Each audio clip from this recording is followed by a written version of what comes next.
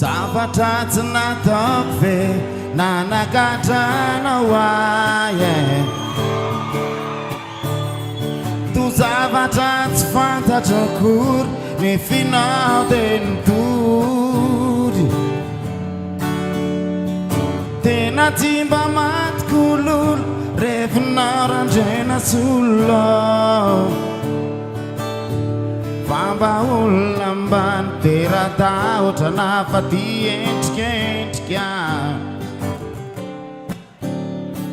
ialako bika tsy tiako tare tsy tondranao aize ny nanakatranao ahe tsy ahitanao vola be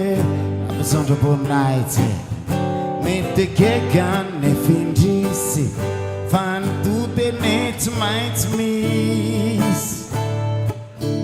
ka ny vitanao androany mboly valy aminao ihany satria ve zampanao mozika teny verinao fa satria ko ve za artiste ka tompony piste olombelona no fotsira toanao ihany ka ny lokony hafa fenomena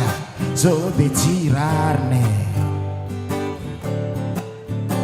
efa fantatrao ve fa nomeneny aiaraka aminao timbolo zayany zayany zayany nisy pirofo tsy vavolombelona tondrany nazy ny alla lay zanakao ny teny an'izany tamprose verbale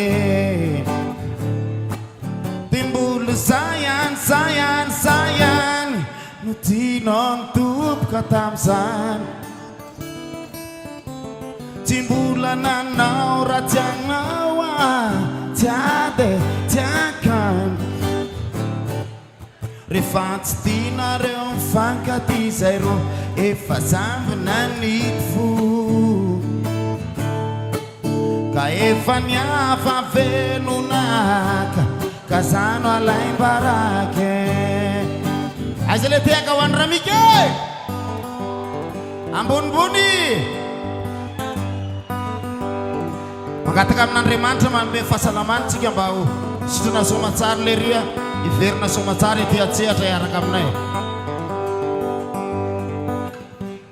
tsy vidiny nanandeha ny pavany mena seno loatra le violon valombe efapoloro wapina tany mora tsai kwawe hai orlando azai choka vairarandrena sur be amutkyany amkomantolo tsy vidiny nanandeha ny pavany mena seno loatra le violon valombe efapoloro wapina tany morone tsai kwawe hai orlaloazy mtsoka vairarandrena so de amotikany amkomantolo tsy vidiny nany ala tam tribunal fa zamjala le violon valombe efapoloro wapina tany morone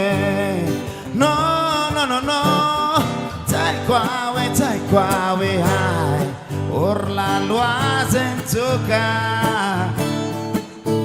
vairarandrena solo de amotikany amkomantolo taloha zay ery zay le mbola tsy nisy titre fanajana ho an'ny mpanao karaoke rehetra.